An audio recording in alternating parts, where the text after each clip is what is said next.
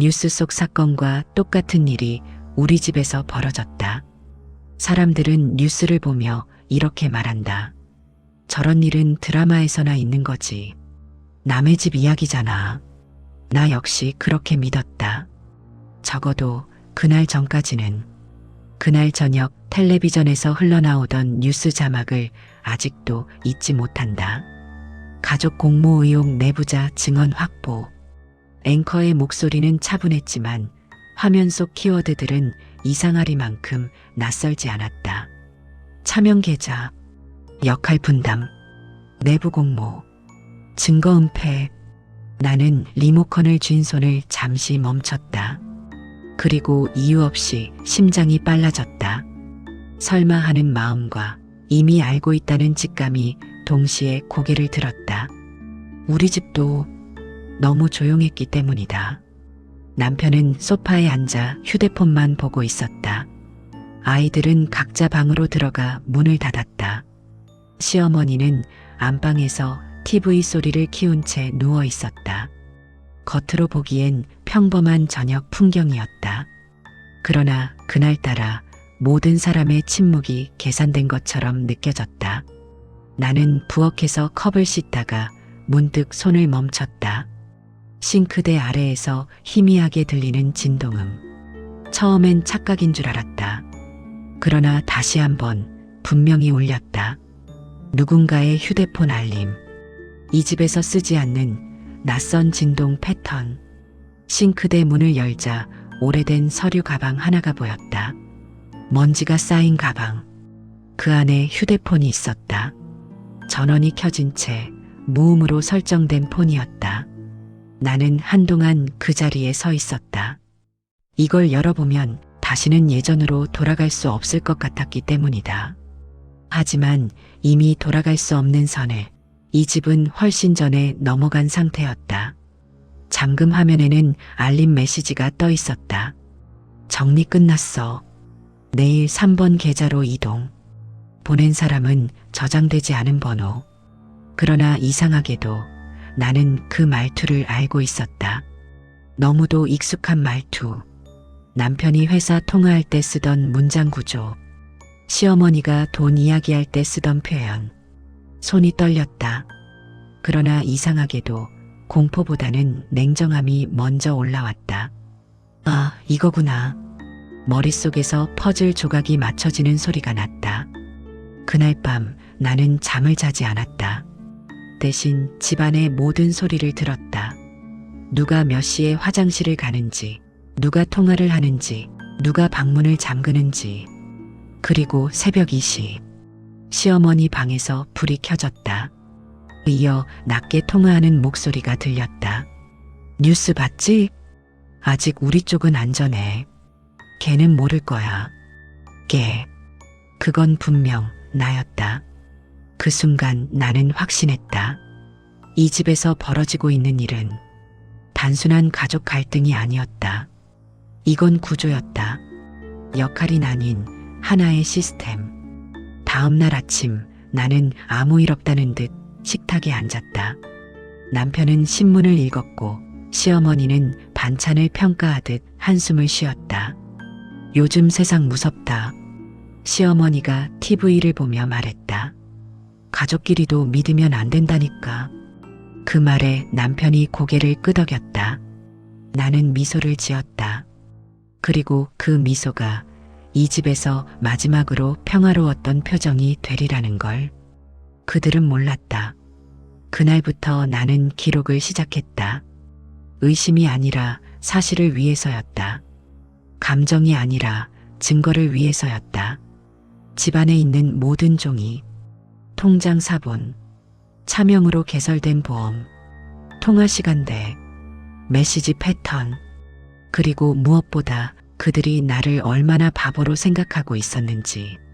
며칠 뒤 남편의 서재에서 오래된 USB 하나를 발견했다. 라벨도 없는 검은색 USB. 컴퓨터에 꽂자 폴더가 하나 열렸다. 날짜별로 정리된 파일들. 그 안에는 문서, 음성, 사진이 있었다. 그리고 공통점 하나. 모든 파일의 시작에는 가족이라는 단어가 붙어 있었다. 가족회의, 가족계획, 가족정리. 그 단어들이 그렇게 차갑게 느껴진 건 처음이었다. 나는 화면을 끄고 USB를 다시 가방에 넣었다. 아직은 때가 아니었다. 지금 폭로하면 그들은 증거를 지울 것이다. 지금 울면 그들은 더 교묘해질 것이다. 그래서 나는 참았다. 예전처럼 무시당하는 며느리로, 아무것도 모르는 아내로. 하지만 속으로는 계산했다. 뉴스 속 사건들이 왜 항상 마지막에 무너지는지, 그 이유를 이제는 너무 잘 알 것 같았다. 이 집은 아직 자신들이 얼마나 많은 흔적을 남겼는지 모른다. 그리고 그 흔적들이 어떤 결말로 이어질지도. 이건 시작이다. 뉴스 속 사건과 똑같은 구조가 이제 우리 집에서 하나씩 모습을 드러내기 시작했을 뿐이다. 사람은 거짓말을 할 때 말보다 행동에서 먼저 흔들린다. 그날 이후 이 집의 공기는 눈에 띄게 달라졌다. 말수는 줄었고 눈 마주침은 짧아졌으며 모든 대화에는 끝을 맺지 않는 여백이 생겼다. 마치 서로가 어디까지 알고 있을까? 그 눈치를 보고 있는 것처럼 나는 일부러 더 평소처럼 행동했다. 괜히 들킬 행동은 하지 않았다. 식탁에서 웃었고 쓸데없는 이야기도 했다. 그들이 방심하도록. 하지만 그들이 모르는 게 하나 있었다. 나는 이미 이 집의 규칙을 파악하고 있었다는 사실이다. 그 규칙은 간단했다. 누군가 문제가 생기면 항상 같은 순서로 움직였다. 먼저 시어머니, 상황을 정리한다. 다음은 남편, 실행을 맡는다. 마지막은 나머지 가족, 입을 맞춘다. 역할 분담은 완벽했다. 그래서 더 위험했다. 며칠 뒤 남편이 갑자기 외박을 했다. 회사 일이라고 했다. 그러나 새벽 2시 집 근처에서 낯익은 차 소리가 들렸다. 창문 사이로 본 그 차는 남편 회사 차량이 아니었다. 번호판도 달랐다. 그리고 운전석에 앉아있던 사람은 남편이 아니었다. 그 차에서 내린 사람은 시어머니였다. 잠옷 차림에 머리도 제대로 정리하지 않은 채 마치 급하게 불려 나온 사람처럼. 그날 밤 나는 또 잠들지 않았다. 다음 날 아침 시어머니는 아무 일 없다는 듯 아침상을 차렸다. 그러나 손이 계속 떨렸다. 숟가락을 2번이나 떨어뜨렸다. 어제 어디 다녀오셨어요? 내가 물었다. 시어머니는 잠시 멈칫했다. 그리고 말했다. 교회. 그 짧은 대답 하나에 나는 확신했다. 거짓말은 준비되지 않았다는 걸. 그날 오후 나는 남편의 컴퓨터를 켰다. 평소엔 절대 켜지 않던 컴퓨터였다. 비밀번호는 오래전에 바뀌었지만 아이 생일이었다. 파일 정리를 하는 척하며 최근 접속 기록을 살폈다. 그리고 하나의 폴더를 발견했다. 이름 없는 폴더. 열어보자 정리된 엑셀 파일 하나가 있었다. 거기엔 숫자만 있었다. 이름도 설명도 없었다. 그러나 패턴이 보였다. 같은 날짜, 같은 금액, 같은 시간대, 그리고 주석 하나. 정상 처리 완료. 그 말이 그렇게 무섭게 느껴진 적은 처음이었다. 그날 저녁 남편은 평소보다 더 다정했다. 괜히 안부를 묻고 아이들 얘기를 꺼냈다. 요즘 뉴스 보면 무섭지? 그가 말했다. 괜히 가족끼리 오해 생기면 안 되잖아. 그 말은 위로가 아니었다. 경고였다. 나는 고개를 끄덕이며 대답했다. 맞아. 가족은 서로 믿어야지. 그 순간 남편의 눈이 아주 잠깐 흔들렸다.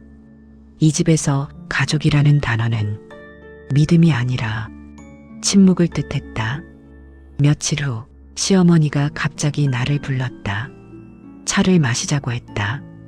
거실 한가운데 앉아 그녀는 천천히 말을 꺼냈다. 요즘 내가 좀 달라진 것 같아서 괜히 쓸데없는 생각하지 말고 집안일은 어른들이 알아서 하는 거야. 나는 웃으며 대답했다. 전 아무 생각 없어요. 그 말에 시어머니는 안도한 표정을 지었다. 그 표정이 이 집의 가장 큰 약점이라는 걸 그녀는 몰랐다. 그날 밤 나는 다시 USB를 꺼냈다. 이번엔 음성 파일을 열었다. 거기엔 아버지의 목소리가 담겨 있었다. 이미 세상을 떠난 시아버지의 목소리였다. 이건 기록이다. 언젠가 필요할 거다. 가족이란 이름으로 선을 넘는 순간이 온다. 그 음성을 들으며 나는 숨을 깊게 들이마셨다. 이 집의 진짜 문제는 돈이 아니었다. 불법도 아니었다. 서로를 얼마나 쉽게 희생시킬 수 있는지 그 기준이 너무 낮다는 것이었다. 그리고 나는 깨달았다. 그 기준에서 가장 먼저 버려질 사람은 항상 나였다는 사실을. 그래서 나는 결심했다. 이제 더 이상 그들의 규칙을 따르지 않기로. 하지만 아직은 판을 엎지 않았다. 판을 완전히 이해한 뒤에 뒤집어야 했기 때문이다. 그들이 숨기고 있는 마지막 한 장. 그리고 그 장이 누구를 보호하고 누구를 버리기 위해 존재하는지. 그 답은 이미 이 집 안에 있었다. 나는 조용히 다음 수를 준비했다. 이 집이 스스로 무너지게 만들기 위해서. 그날은 아무 일도 없는 평범한 저녁처럼 시작됐다. 식탁에는 국이 있었고 밥은 따뜻했으며 누군가는 웃고 있었다. 하지만 그 웃음은 이미 끝이 정해진 연극의 일부였다. 나는 마지막으로 한 번 더 확인했다. 녹음 파일, 엑셀 기록, 통화 내역, 그리고 그들이 가장 숨기고 싶어 했던 하나의 문서. 그 문서는 합의서라는 이름을 달고 있었다. 가족 간 분쟁 방지를 위한 내부 합의. 하지만 실제 내용은 달랐다. 문제가 생길 경우 모든 책임을 특정 인물에게 전가한다는 조항. 그 이름은 내 이름이었다. 나는 그 종이를 조용히 식탁 위에 올려두었다. 처음엔 아무도 보지 못했다. 그러다 시어머니가 그 종이를 집어들었다. 표정이 굳었다. 그녀의 손이 멈췄다. 이게 어디서 났니?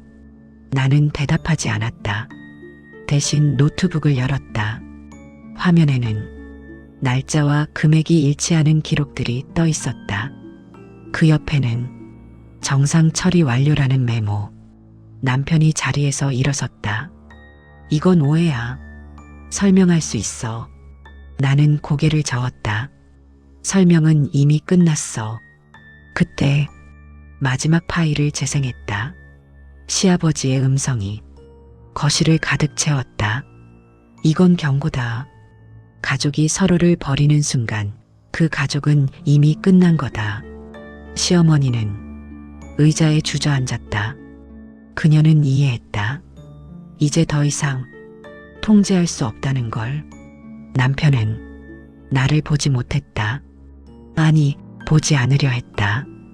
그 순간 문이 열렸다.